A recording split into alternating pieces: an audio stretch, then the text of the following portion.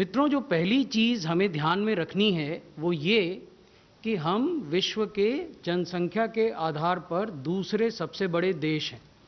जब भी हम कोविड के किसी भी संख्या की बात करते हैं, चाहे कुल कोविड के केसेस हों या कुल एक्टिव केसेस हों या कुल मृत्यु के आंकड़े हों, ये नहीं भूलना चाहिए कि we are the second most populous country of the world. और ये स्लाइड ये दिखाती है कि इतनी बड़ी आबादी होने के बाद भी हमने कोविड के मैनेजमेंट में अभी तक संतोषप्रद कार्य किया है।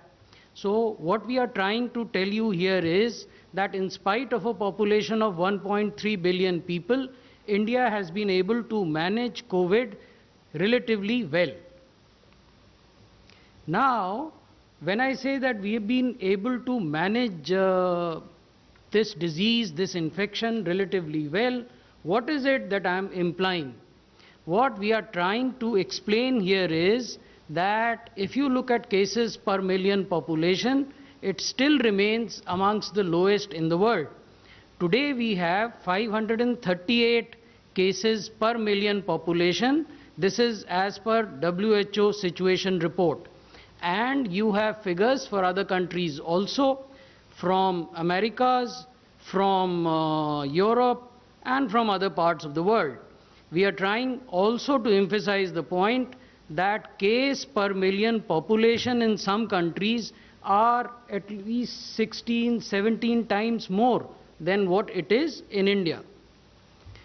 Similarly, if we look at death per million population, again, the scenario in India is amongst the lowest in the world. We have 15 deaths per million population, whereas we have countries where it is 40 times as much. This is another fact that I would like to emphasize for your consideration, which is that if you look at the gap between these two worms here, representing the active cases, that is the cases which are presently either hospitalized and under treatment or are at home isolation being monitored. So that group of people and recovered cases, people who have recovered and gone home, that gap is progressively increasing. So the gap between active cases and recovered cases is progressively increasing. Today, we have 4,76,000 odd recovered cases and only 2,69,000 odd active cases. So when we talk of caseload of COVID in India, caseload is 2,69,000 people.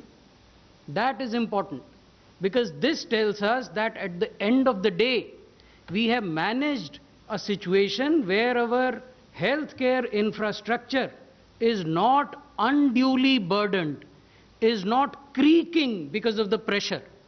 So that is the significance of this slide.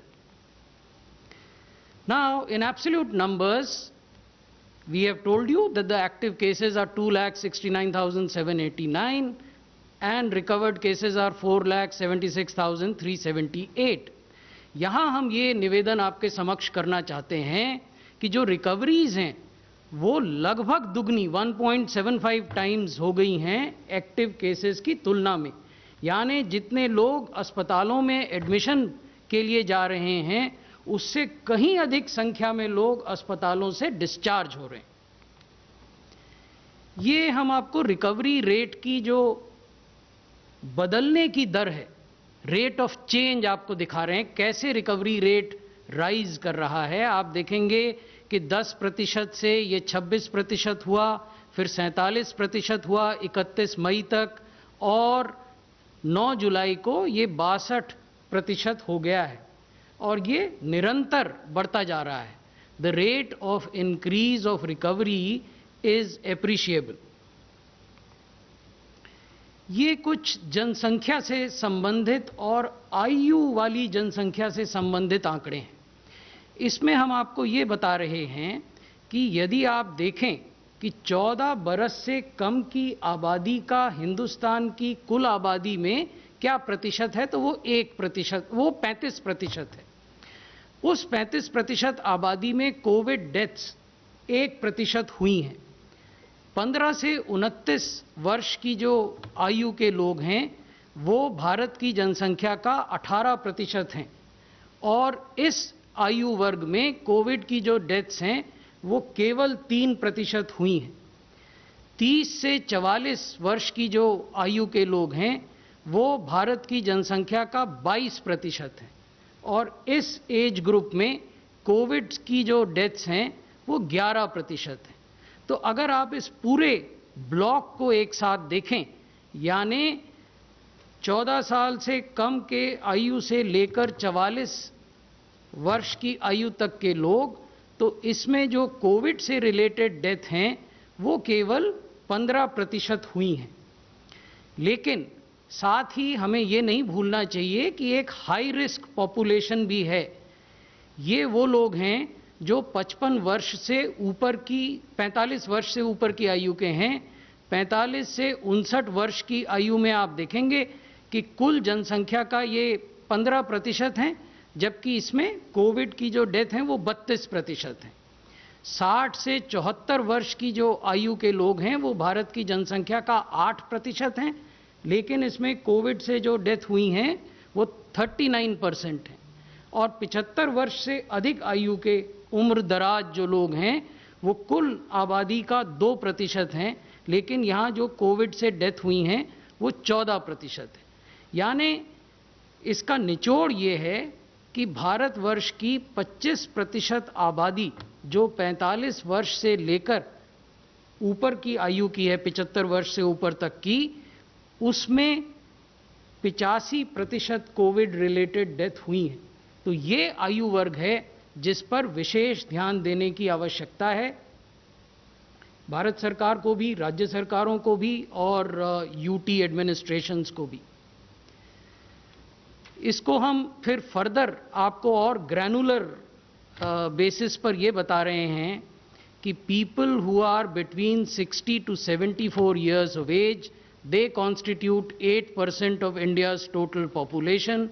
However, they also show 39% of COVID-linked deaths. And people who are more than 75 years are 2% of India's population, but they show 14% of COVID deaths. So this is a brief summary that I wanted to present before you. Thank you.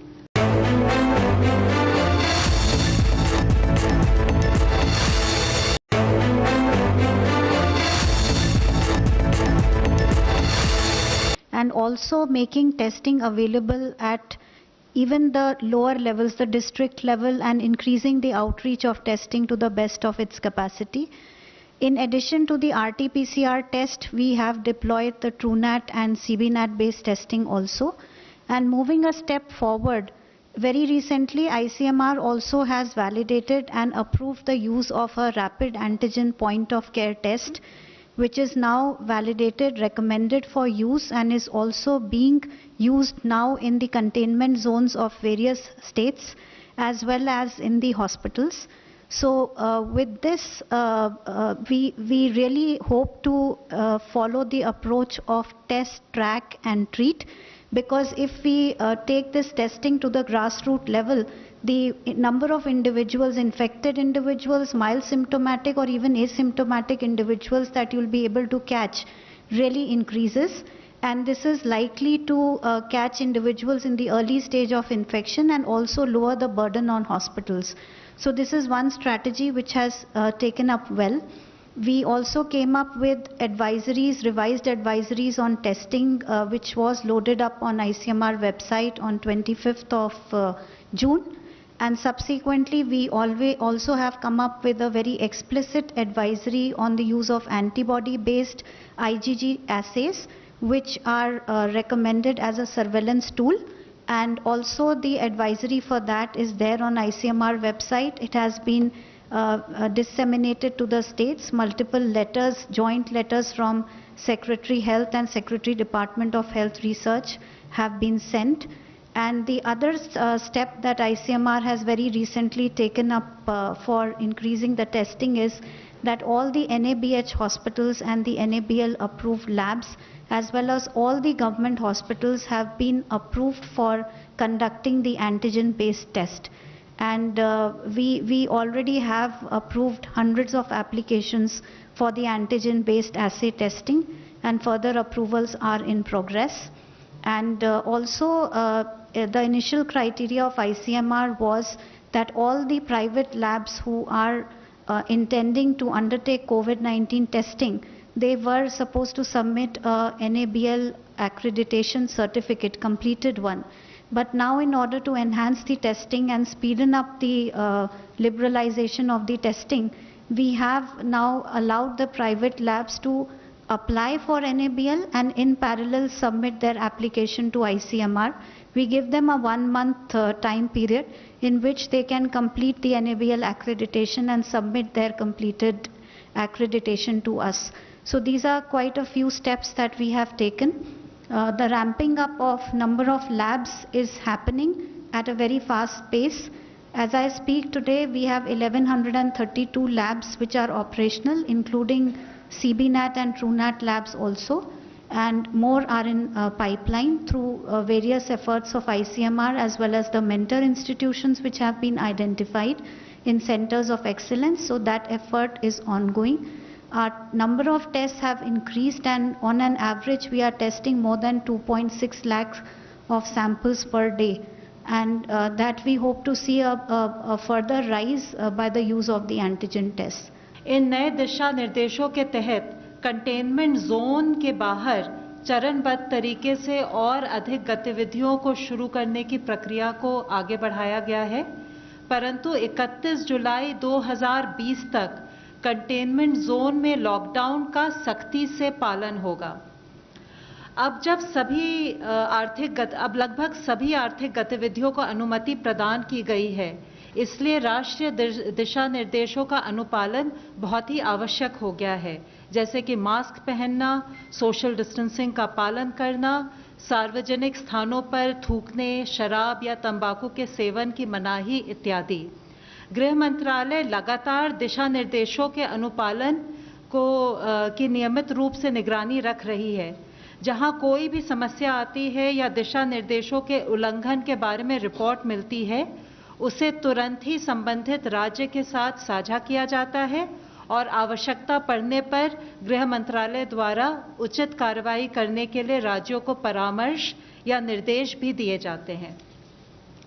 देश की राजधानी दिल्ली और NCR क्षेत्र में कोविड-19 की स्थिति में सुधार के लिए गृह मंत्रालय द्वारा उच्च स्तर पर नियमित रूप से संबंधित राज्यों के साथ बैठक की जा रही है।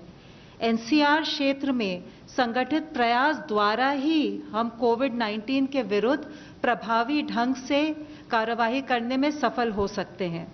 इन बैठकों में राष्ट्रीय स्तर के विशेषज्ञ भी शामिल हैं और कई महत्वपूर्ण निर्णय लिए गए हैं, जैसे कि दिल्ली के निजी अस्पतालों में कोविड मरीजों के उपचार की दरों पर नियंत्रण रखना, राजधानी में अतिरिक्त बेड्स उपलब्ध कराना, रैपिड एंटीजन प्रणाली का उपयोग करके टेस्टिंग बढ़ाना, कंटेनमेंट जोन का ध्यानपूर्वक सीमांकन करना, सभी संक्रमित व्यक्तियों की कॉन्टैक्ट ट्रेसिंग करना, आईटी सिस्टम्स का प्रभावी ढंग से उपयोग करना तथा AIIMS Delhi Covid telemedicine consultation की सुविधा शुरू करना। और ये जो AIIMS Delhi Covid telemedicine consultation की सर्विस है, आज ये पूरे देश के जो कोविड हॉस्पिटल्स हैं वो इस सुविधा से क्लिनिकल मैनेजमेंट के लिए गाइडेंस ले सकते हैं। संयुक्त प्रयासों से दिल्ली में कुछ हफ्तों में काफ़ी सुधार हुआ है। दिल्ली में रैपिड एंटीजन पद्धति का बड़े स्तर पर उपयोग किया जा रहा है, टेस्टिंग की भी क्षमता को बढ़ा दिया गया है। 8 जुलाई तक 6,79,831 टेस्ट कर दिए गए हैं, यानी 10 लाख की आबादी पर 35,780 टेस्ट। अब प्रतिदिन लगभग 20,000 से अधिक टेस्ट किए जा रहे हैं। टेस्टिंग क्षमता में वृद्धि होने पर भी एक्टिव केसेस पर नियंत्रण है। 9 जुलाई को दिल्ली में लगभग 23,452 एक्टिव केसेस हैं। रिकवरी रेट 72% से अधिक है। डबलिंग रेट बढ़कर 29.7 डेज यानी कि लगभग 30 दिन हो गई है। 1 जून को दिल्ली में जहां 4,456 हॉस्पिटल बेड उपलब्ध थे, आज 15,096 बेड उपलब्ध हैं। 8 जुलाई को इनमें से लगभग 10,237 बेड खाली थे यानी कि लगभग 68%। ये सब आंकड़े मैं इसलिए साझा कर रही हूं क्योंकि हम दिल्ली वासियों को आश्वस्त कराना चाहते हैं कि हम सब मिलकर उनके लिए पर्याप्त चिकित्सा सुविधाएं मुहैया करने के लिए प्रयासरत हैं। DRDO द्वारा स्थापित सरदार वल्लभ भाई कोविड हॉस्पिटल इस पूरे अभियान में एक गेम चेंजर के रूप में सामने आया है, जिसने दिल्ली में ही नहीं देश में पहली बार थोड़े ही समय लगभग 12 दिन में श्रेष्ठ सुविधा दिल्ली वासियों के लिए उपलब्ध करा दी है। सरकार की ओर से हम फिर से DRDO, आर्म्ड फोर्सेस और निजी क्षेत्र के जो प्रमुख योगदानकर्ता थे उनकी तरफ अपना आभार प्रकट करते हैं।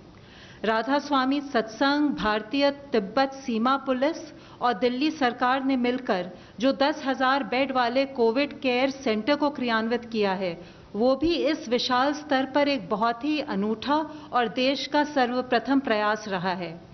हमारा सबसे आग्रह है कि सरकार के प्रयासों में अपना सहयोग दें तथा राष्ट्रीय दिशा निर्देशों का कड़ाई से अनुपालन करें ताकि हम सब मिलकर कोविड-19 के संक्रमण की चेन को तोड़ने में सफल हों।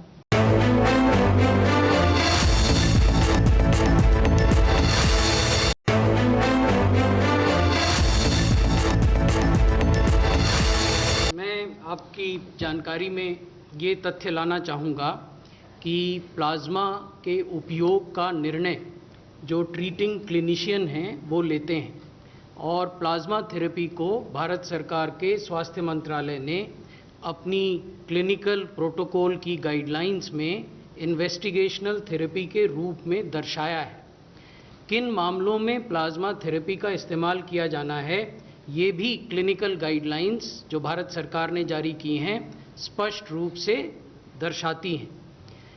प्लाज्मा की उपलब्धता के लिए अलग अलग राज्य सरकारें अलग अलग प्रयास कर रही हैं। कुछ लोग रैंडमाइज्ड प्लाज्मा ट्रायल की ओर भी इंगित करते हैं। मुझे लगता है कि ये जो ऑनलाइन प्रश्न है संभवतः ये वो भी पूछना चाह रहे हैं। तो रैंडमाइज्ड जो ट्रायल हो रहा है प्लाज्मा थेरेपी का, वो ICMR के तत्वावधान में हो रहा है, under the aegis of ICMR। It has various participating hospitals और उसमें लगभग 452 मरीजों पर रैंडमाइज्ड ट्रायल हो रहे हैं। अभी भी, हालांकि वो ट्रायल प्रारंभ हो चुके हैं, लेकिन अभी भी जो इच्छुक अस्पताल हैं उन ट्रायल में पार्टिसिपेट करने के लिए ICMR के समक्ष अपनी इच्छा व्यक्त कर सकते हैं। और हमारा ये भी कहना है कि जहां इंडिविजुअल केसेस में ट्रीटिंग क्लिनिशियन प्लाज्मा थेरेपी के लिए जाते हैं, वहां न तो ICMR और न ड्रग्स कंट्रोलर जनरल की किसी फॉर्मल अप्रूवल की आवश्यकता है। आज भी माननीय स्वास्थ्य मंत्री जी ने ये स्पष्ट किया है ग्रुप ऑफ मिनिस्टर्स की बैठक के बाद कि भारत में कम्युनिटी ट्रांसमिशन की स्टेज नहीं है। हमारे यहाँ कुछ ज्योग्राफिकल एरियाज ऐसे हैं जहाँ लोकलाइज्ड आउटब्रेक्स हुई हैं। ये हमें नहीं भूलना चाहिए कि हमारे देश में 49 districts alone account for 80% of COVID cases। तो जहां 733 से अधिक जिलों वाले देश में 49 जिले ही 80% से अधिक केसेस को दर्शा रहे हों, वहां कम्युनिटी ट्रांसमिशन की बात करना संभवतः जस्टिफाइड नहीं है। हमारा ये भी मानना है कि जहां भी एक्टिव केसेस होते हैं, यदि हम निर्धारित प्रोटोकॉल का पालन करें तो हम 72 घंटे में यानी 3 दिन में जितने भी क्लोज कॉन्टैक्ट हैं एक्टिव केसेस के, उनको ट्रेस और ट्रैक कर सकते हैं। तो ऐसा वातावरण जहां आप क्लोज कॉन्टैक्ट्स को ट्रेस और ट्रैक करने की स्थिति में हों, वहाँ कम्युनिटी ट्रांसमिशन की बात करना संभवतः जस्टिफाइड नहीं है। अब जो दूसरा प्रश्न था आपका, मैं उसका व्यापक परिप्रेक्ष्य, the broader context must also be understood, then we will come to what ICMR is doing. इस समय पूरे विश्व में 100 से अधिक वैक्सीन कैंडिडेट्स हैं जो अलग अलग ट्रायल की स्टेज पर हैं। भारत के लिए संतोष की बात यह है कि 2 ऐसे वैक्सीन कैंडिडेट हैं जो कि एंटायरली इंडिजिनस वैक्सीन कैंडिडेट हैं। इसमें एक भारत बायोटेक इंटरनेशनल लिमिटेड की वैक्सीन है और दूसरी मेसर्स कैडिला हेल्थ केयर की वैक्सीन है। Bharat biotech international limited ICMR के साथ सहयोग कर वैक्सीन का डेवलपमेंट कर रहा है। इन दोनों वैक्सीन्स ने एनिमल टॉक्सिसिटी स्टडीज पूरी कर ली हैं प्रॉपर अप्रूवल लेने के बाद। एनिमल टॉक्सिसिटी की जो स्टडीज हैं वो होती हैं चूहे पर, वो होती हैं गिनी पिग पर, वो होती हैं रैबिट पर। So these studies have already been concluded and the toxicity data in respect of both these vaccines has been shared with the Drugs Controller General of India. Thereafter, the Drugs Controller General of India has permitted these 2 vaccines to go in for phase 1 and phase 2 clinical trials. Phase 1 और phase 2 clinical trials की जो sites हैं, यानी जिन जगहों पर वो trial होगा, वो फाइनलाइज की जा चुकी हैं और अब इसको प्रारंभ होना है, यानी अभी ये प्रारंभ नहीं हुआ है। हम आशा करते हैं कि जो सिलेक्टेड साइट्स हैं और जो गिवन अप्रूवल है ड्रग्स कंट्रोलर जनरल का, उसके आलोक में ये वैक्सीन ट्रायल जल्दी ही प्रारंभ होंगे और इनके नतीजे जब भी आएंगे हम आपके समक्ष रखेंगे।